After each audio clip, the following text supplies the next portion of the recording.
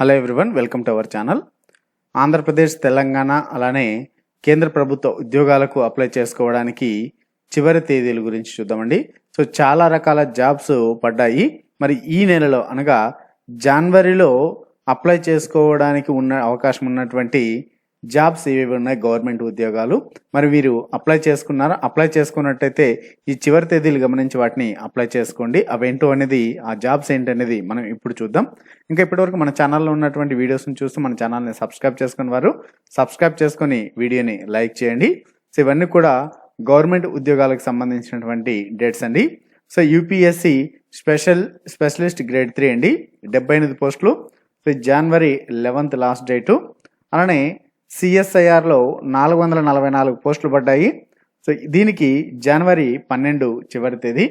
అలానే ఐఐఎస్సిఓ స్టీల్ ప్లాంట్లో 49 పోస్టులు పడ్డాయి.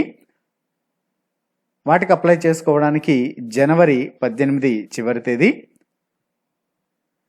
అలానే Indian navy cadet entry scheme, so వీటికి అప్లై చేసుకోవడానికి జనవరి 20 చివరి తేదీ.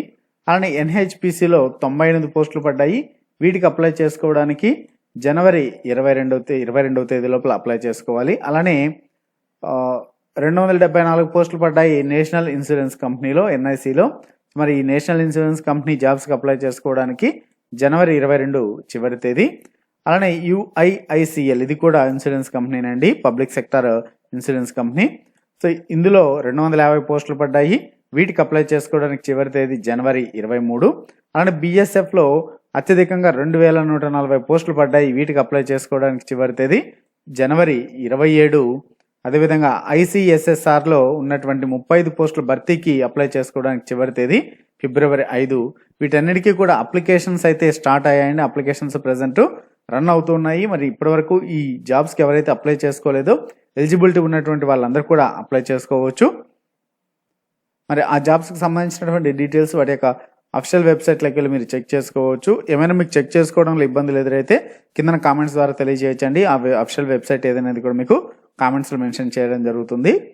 ఇంకా ఇప్పటివరకు మన ఛానల్లో ఉన్నటువంటి వీడియోస్ని చూస్తూ మన ఛానల్ని సబ్స్క్రైబ్ చేసుకుని వారు సబ్స్క్రైబ్ చేసుకోండి. మన ఛానల్లో మీకు ఎడ్యుకేషన్కి సంబంధించినటువంటి అలానే ప్రభుత్వ ఉద్యోగాలు, ప్రైవేట్ ఉద్యోగాలకు సంబంధించినటువంటి వీడియోస్ని అప్డేట్ చేయడం జరుగుతూ ఉంటుంది. Thanks for watching.